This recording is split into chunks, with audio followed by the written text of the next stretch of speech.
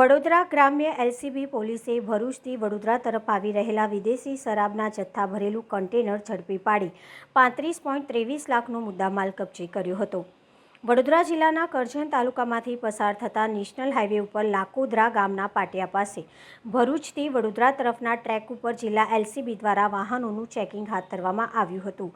ત્યારે ભરૂચ તરફથી આવતા મહારાષ્ટ્ર પાર્સિંગના એક કન્ટેનરને રોકી તેમાં તપાસ કરતા દારૂ અને બિયરનો 25 લાખ રૂપિયાનો જથ્થો મળ્યો હતો। પોલીસે દારૂ અને બિયરના જથ્થા ઉપરાંત 2 મોબાઈલ કન્ટેનર જીપીએસ સિસ્ટમ મળીને 35.23 લાખનો મુદ્દામાલ કબજે કર્યો હતો। તેમજ ચાલક રમેશ ભાનુપ્રતાપ મિશ્રા રહેઠાણ કોલખે તાલુકો પનવેલ જિલ્લો રાયગઢ મહારાષ્ટ્રની અટકાયત કરી તેની પૂછપરછ કરતા જાણવા મળ્યું હતું કે વાપીમાં રહેતા સંતોષ સરોજ નામના શખ્સે આ કન્ટેનર આપ્યું હતું। પોલીસે આ અંગે વધુ તપાસ હાથ ધરી છે।